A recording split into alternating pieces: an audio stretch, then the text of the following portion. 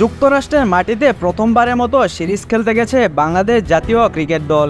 এই সিরিজকে আসন্ন টি-20 বিশ্বকাপের প্রস্তুতির চূড়ান্ত সুযোগ বলে মনে করছেন টাইগাররা। তবে সিরিজের ম্যাচগুলো মাঠে গড়ানোর আগে প্রতিকূল আবহাওয়া বাগড়া দিয়েছে।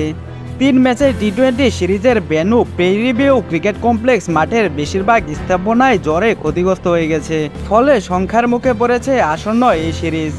ক্রিকেট ভিত্তিক ওয়েবসাইট ইএসপিএন ক্রিকইনফোর যুক্তরাষ্ট্রের প্রতিনিধি পিটার ডেলাপোনা এক টুইট বার্তায় লিখেছেন, বাংলাদেশ ও যুক্তরাষ্ট্রের টি-20 সিরিজের প্রথম ম্যাচ 21 মে শুরু হওয়ার কথা ছিল, কিন্তু গত বৃহস্পতিবার জ্বরের কারণে হিউস্টন ক্ষতিগ্রস্ত হয়েছে।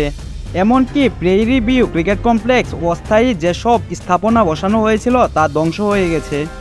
আগামী 21শে মে যুক্তরাষ্ট্রের ওই ভেন্যুতে বাংলাদেশের 3 ম্যাচ সিরিজের প্রথম ম্যাচ এবং বাকি দুটি ম্যাচ 23 ও 25শে মে অনুষ্ঠিত হওয়ার কথা ছিল, কিন্তু তার আগে আজ শনিবার বাংলাদেশ দলের প্রথম অনুশীলন করা থাকলেও প্রতিকূল আবহাওয়ার কারণে সেটি প্রায় অসম্ভব হয়ে দাঁড়িয়েছে। এমন আবহাওয়া অব্যাহত থাকলে মূল সিরিজ ঠিকভাবে অনুষ্ঠিত হবে কিনা তা নিয়েও রয়েছে বড় অনিশ্চয়তা। এর আগে বুধবার দিবাগত রাত 1:40 ফ্লাইটে যুক্তরাষ্ট্রের উদ্দেশ্যে উড়াল দিয়েছিল বাংলাদেশ জাতীয় ক্রিকেট দল। সেই দলে বিশ্বকাপের স্কোয়াডে থাকা cricketer, travelling reserve, team management ও কোচিং স্টাফের সদস্যরাও ছিলেন। পরবর্তীতে বাংলাদেশ সময় শুক্রবার ভোর 4টায় হিউস্টনে জর্জ বুশ ইন্টারকন্টিনেন্টাল এয়ারপোর্টে পৌঁছায় টিম টাইগার্সরা।